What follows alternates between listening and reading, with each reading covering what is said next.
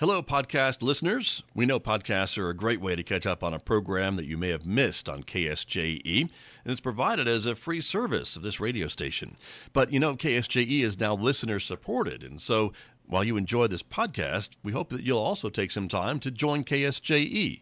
Become a member today. It's quite easy to do. Just go to our website at ksje.com/support and pick the level of support that best matches your budget. Thanks again for listening. Here's your podcast.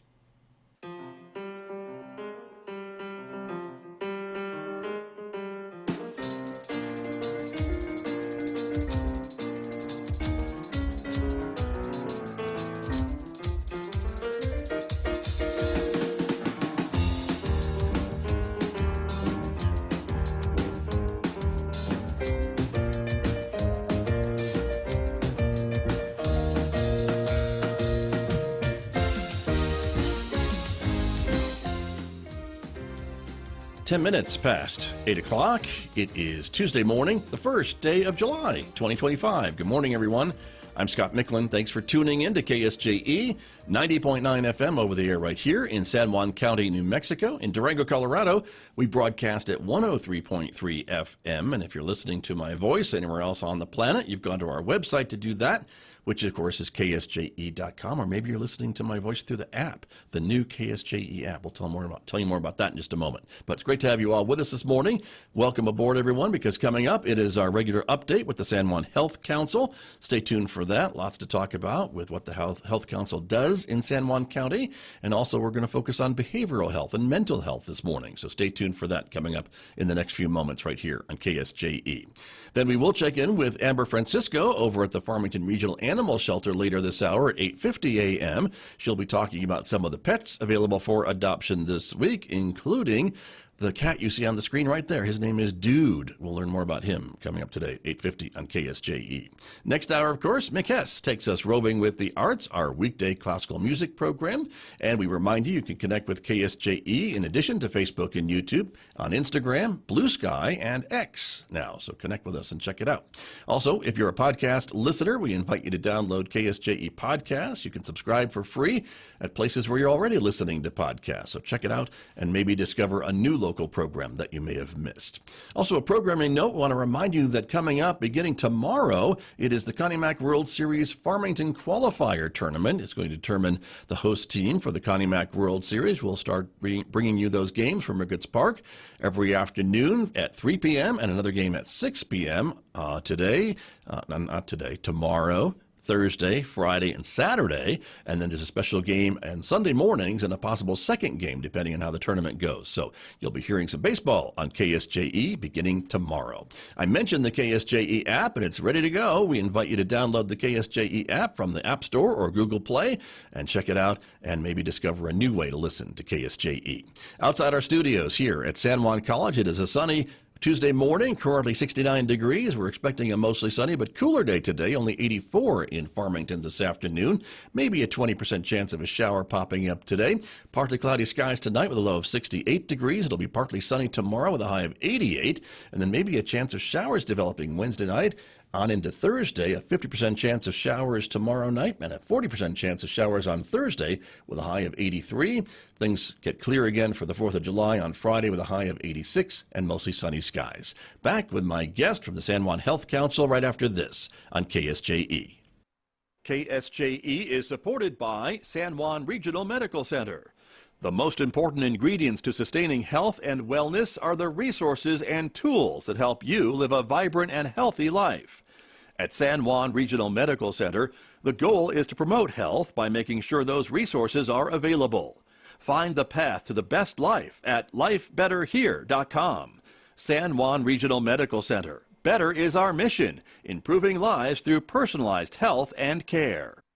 I'm back at Studio A with my guest this morning, as I mentioned, from the San Juan Health Council.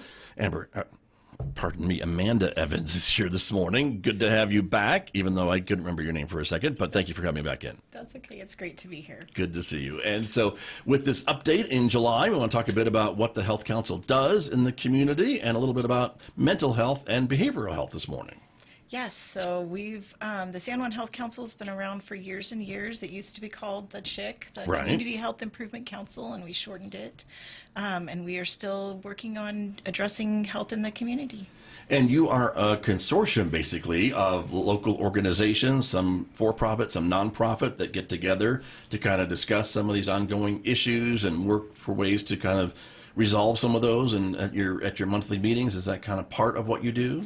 Yeah, that's a lot of what we do. We come together monthly and we talk about different issues. We plan projects that can help address some of that. I really consider us like a connection hub, place where we bring, like you said, nonprofit, for-profit. We even have just community members who want to address health, that are concerned about the health of the community, and they come together and try to make a difference. And your meetings are open to really anyone, as you mentioned, individuals and these companies and groups and all organizations. Yeah, anyone is welcome to attend. We always meet the third Thursday of the month down at the PMS Marion Oil Room, the community room, from 3 to 5 on the third Thursday. And anyone's welcome to show up. They can email and get on the list if they want to know the agendas beforehand, but you can just come try it out. Very good. And that location is at that Community Health Center, PMS, Yes. right there. Yep. They've got that community room, which is a great resource, too, for folks. And so one of the things I know that you all do and have been doing for a number of years is the big health fair, and that event that happens around the first of the year or shortly into the new year. And that's been one of the ways you've tried to get people together and organizations together to make our community healthier.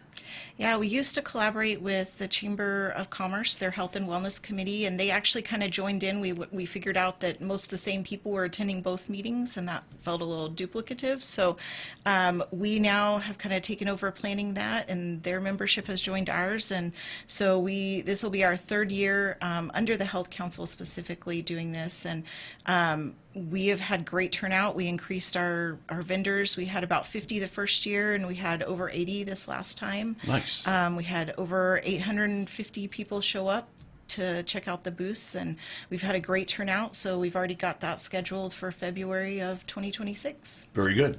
But it's events like that what we're talking about, Yes. right? So we do, like I said, we want to be the connecting place. We're not set up for direct service, so we're not out seeing clients, but what we want to do is make sure that our members and the community organizations that either work with us or participate with us, or even just in the community doing great work, are able to get out and meet the people they need to, have the resources to find the people who may not know about them. And so that's a big piece of why we started the Health Expo, was because so many people we've heard over the years, we live in a rural kind of spread out community, so not everyone knows all the resources in maybe other places, or don't know how to access them, or maybe even a little intimidated to, just walk into a business and say, hey, I need help. So we make it family friendly. We have lots of fun stuff at the expo and try to make it a little less intimidating to help figure out what the resources in the community are. Very good. And so it sounds like to me that you and maybe a small group of other folks are working on the Health Expo, for next spring, next winter? Yes. Yeah, we've already started planning. We will be at McGee Park again. I don't have the date off the top of my head. It's a little early. That's okay. Yeah, but probably January, February-ish. We've started doing it. Our first year we did it in January, and just figured out there's not a lot of time between the holidays and January to get the word out, and people are kind of focused in December about the holidays. So we've moved it into February, and I think that really, like I said, we increased our turnout last year, and so we're going to kind of keep that mid-February again. Okay, so be ready, everybody, for that. That's coming up again. And just one of the things that the San Juan Health Council does. And in the meantime, I know you're watching funding and things like that as it comes in. The Health Council is funded, and there are health councils around the state, and that's kind of by design as well. It's kind of a unique structure, I think, in New Mexico, because a lot of states have health departments and county health departments, but in New Mexico, the health councils came up as a way to maybe fill in the gap if a county didn't have a health department. Am I remembering that correctly? Yes, you hit it perfectly. Okay. So health councils, like I said, have been around for years and years, since the mid-90s, I believe, and it's been something that does fill in those gaps. So we're really lucky here in San Juan County. We have a public health department where you can go and get services, but some of our smaller counties do not have those services available, and so each of the health councils kind of meets different needs. So because we have so many wonderful resources. That's why we haven't taken on a role of like direct service, because we already have most of that here. And so we try to connect and build those kind of bridges and fill in gaps where we can. But there are health councils that don't have those direct services available, and so they end up taking on that role. So each health council looks really different depending on their community. Got you. And that's by design, I guess, too, Yes. right? Of how they were set up to say, hey, you local folks know what works and what doesn't work, or what's needed in your local community, so you craft these health councils to best fit whatever the needs are in your local county, basically. Yes, and so each county is responsible for coming up with their own way they do it. Some are under, like, we have a fiscal sponsor, so we're under San Juan County Partnership, and they have been wonderful in supporting us. And even when we were low on funding, they've made sure the Health Council kept going because they saw the importance of it. Other counties might be under their county government, or they might be their own 501c3. So each Health Council is really set up tailored to that county and that community and what they need. Gotcha. And so I know this morning that we want to talk too about behavioral health and mental health and those services and the ways that the Health Council is helping in that regard here in San Juan County. And so we always kind of hear about the importance of behavioral health and mental health services, and maybe there's a lack of services in some communities, or maybe gaps and things like that. So what's the perspective from the Health Council? So we are funded through the Department of Health, is where our main funding source comes from. And so they have, this year when the legislature met and put the budgets together, they decided that a real focus needed to be on behavioral health and what that looks like. And so each of the health councils this year is tasked with coming up with a project or something that can be tailored to behavioral health, mental health. And what's great with using the term behavioral health, because sometimes we use them interchangeably, is behavioral health is much broader than just mental health. So mental health is, how we feel and how our brain works and all of that. But behavioral health includes substance use. It includes like our diet and lifestyle and the behaviors that we're using to cope with some of those stressors or things like that. So we're able to really look at a broad range of projects. So that's what we are going to be doing over the next 2 to 3 months, is research, looking at the data, seeing what our community needs, having some community meetings, and finding out where the gaps are and what we can maybe do over the next few months to address that. Gotcha. And that is with this funding from the state that was approved earlier in the year to allow health councils not only in our community but all over the state to do what you're talking about, whatever works for their communities. Yes, and so and what Department of Health has done great is they've kind of given us choices between topics we want to look at, or even coming up with our own individual project. And so that's why we're taking a couple months and putting an action plan, so we're not just out there blindly kind of doing projects and that may or may not work. We want to really have a look at what our community needs and put together something that fits that. And there's just a lot going on. There was some other funding that will be going to counties and regions around behavioral health. So we're going to be working with the county on doing some meetings to address what that might look like on their level. And so it's really going to be a coordinated effort to really start looking at how behavioral health is affecting us. Gotcha. And there are some things that are around and that have been developed over the last couple of years. The Community Compass comes to mind, the Navigation Center comes to mind, those types of things, the Mental Wellness Resource Center, as it was called prior to its new location, and things like that seems to be another way that the community is kind of coming together to try to help residents find these resources and things like that. I would assume the Health Council is very appreciative and supportive of those efforts. Yes, we are, and that's why, that's why I keep saying we don't do direct service, because we're not set up for that, but we are set up to help spread the word about the Navigation Center. Megan Cullup, the director of that, is on our core team for the Health Council, which is kind of our leadership group that keeps us focused and on task and kind of guides me in what I'm doing as the coordinator. And so we work with them. We're going to be working with the Crisis Triage Center that's being put together. That's even kind of the next level thing, isn't it not, right? Yes. Okay. And so that's going to be a huge project. So we were just talking to some of the people on that committee last week about what they might need our help with, or how we might incorporate them into some of this funding that we're doing. And so that is our focus, is getting the word out the best we can about what we currently have, because we have some great resources. And that's why we've been doing the show with you for 10 years, we call it the Positive Wellness Campaign. Has it been 10 years? Has it really been 10 years? It has been. Oh my goodness. I know, it doesn't feel like that. Neither one of us are that old. So we were just No. children when we started. Yes. Yes. We will pretend that. Yes.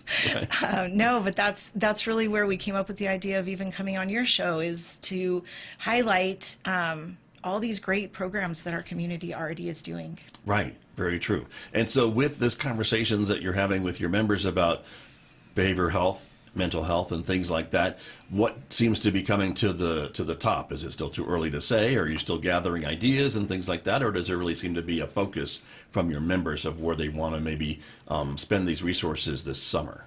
Well, we've really looked at, the partnership just did a needs assessment last year, and that's come out. So we've looked at that, because mental health was definitely in the top 5 on that one. Right. Violent crime was one that was the top one. Healthy foods, and all of those play into behavioral health. Substance use. We've looked a lot at talking about stigma. We have done some work with the partnership around stigma, around substance use specifically, but we also want to talk some about the stigma around mental health and behavioral health. And people feel like they can't always seek out resources because that might be showing weakness, or it's not acceptable. So we really want to have some discussions on how do we make it more okay as a culture to ask for help and to need help, and to be okay, saying I need to see someone because I'm not feeling okay. Right, right. And it seems like there's been a lot of improvement in that regard over the years, but there still is a stigma attached to it. And it's kind of interesting to me because, if you think about it the same way you'd think about going to your doctor, if you weren't feeling well, you stubbed your toe or something, you got bit by something or whatever, it's something swollen or whatever, you probably wouldn't hesitate to go to urgent care or make an appointment with your primary care physician to talk about whatever's going on physically with your health. And it's the same kind of idea, I think, for mental health, to say, it's okay to not feel great all the time mentally, and it's okay to seek out help just like you would for a physical problem. Yeah, and sometimes it can be a physical problem. Maybe you do need medication to help you get through a rough time. And that shouldn't be seen as like, you're a crutch or a weakness or anything like that. It's the same as if you need to take something for diabetes or something for another type of, even, you put a cast on your leg for just a certain amount of time until it's healed. Well, maybe you need medication for just a certain amount of time, or maybe you need it long term, or maybe you don't need that at all. But it's having those conversations and not feeling like you can't. And so that's really what we want to let people know and really encourage people, especially when we see our youth mental issues that have come up since COVID. They had, our levels of stress for them went way high and are coming down somewhat, but are still something we want to look at, because these are our leaders in a few years. And so we want to make sure that, they're mentally healthy, and our kids coming up are, and that they have the abilities to know they can ask for help when they need it. Right, right. Very true. My guest this morning, Amanda Evans, is here from the San Juan Health Council. We are talking about some of the ways the Health Council will be working this year on mental health and behavioral health awareness and programs to help all of us understand kind of what resources are available. It's what the Health Council does day in and day out, and also a little bit more about the San Juan Health Council, which meets on a monthly basis, and everyone is invited to attend. I don't think it costs anything to be a member of the Health Council. It's a volunteer type of organization, isn't it? Yep, all our funding comes from grants. We don't ask anything from members. You show up and we will gladly welcome you. We make the Health Expo totally free to vendors and participants to make it as accessible to everyone as we can. Great. A win-win, it seems like to me. And again, the goal is to get this information out to the public, which is why you're here for 10 years, apparently, as you tell me, and sharing this information, though. And that's been a great commitment, I think, from both sides. Once a month, we set aside this first Tuesday to talk with the Health Council about, whatever is going on. And so that's been a great, I think, resource for us and for you to share with our communities of what's available. So thank you for the partnership over these decade, apparently. Yeah. So that's crazy to me. Yes, But- it doesn't seem real, but I went back and looked up the date, and it was about Interesting. 10 years ago. So Right. yeah, it's been crazy. Okay. And when you do that, I guess, too, it shows, too, how the community's maybe priorities have changed over the years, because with the San Juan County Partnership, as you mentioned, their needs assessment, I can remember when maybe drunk driving was a number one Yep. problem in the community and needed to be addressed, which it has been to a certain degree. Still more work to do, I think. But it's interesting to me how maybe certain things change over the years as the partnership has done a great job of questioning the community every so often to find out what's the biggest issue that we are facing. And now it seems to be more mental health, behavioral health, and things like that, and maybe less for drunk driving and things along that line, because folks have seen an improvement, and so other things have kind of come to the top of that list.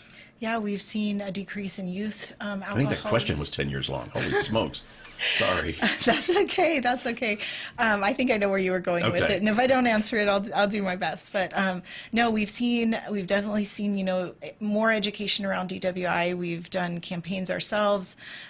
We've seen youth alcohol use going down. We're still addressing it because it's not at zero, and maybe never will be. But we want to keep trying to keep our youth as healthy. But all of those, and I think people now are realizing that the things that go into youth drinking, the things that go into DWI aren't just the alcohol use, but also the mental health, because we know from some of our focus groups and things that a lot of times people who are using substances are doing it to maybe help with a mental health problem, or use it in place of medication, or to deal with trauma, or there's a lot of ways that people are using substances. So it's still a piece of that, but we've learned there's so much more to it. Right. True. And it's a good point that these things are not happening in a vacuum necessarily, Yes. right? There's usually some multiple impacts that are causing these behaviors, I guess is what I'm trying to say.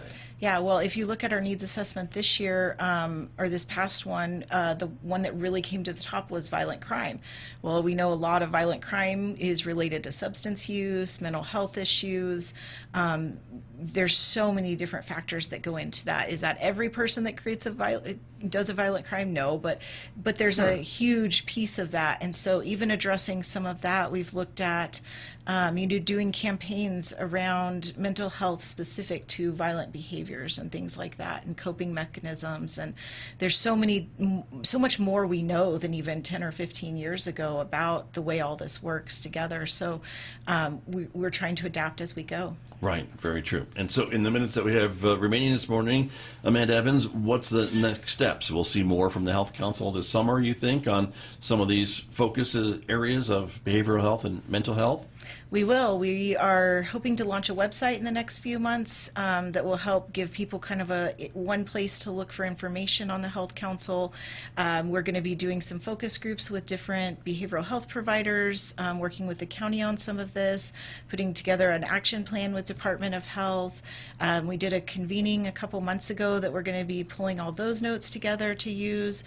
So it's a great time to join the Health Council and kind of work on all of this before we really get started and have a voice in it. Right. And the next meeting of the Health Council will be coming up later this month? Yes, the third Thursday, and once again, I should have pulled my dates out, but it is the third Thursday, 3 p.m. If you would like to join the email list and get notifications about that, you can email SJHC, San Juan Health Council, so sjhc@sjcpartnership.org. Okay. Or we have a Facebook page that you can look at too. And you can message through that, too. I'm Yes. sure it gets to the same person as well. That third Thursday, just FYI, is going to be July 17th. Thank and you. so there you go, everyone, to mark your calendars, and you can Yes.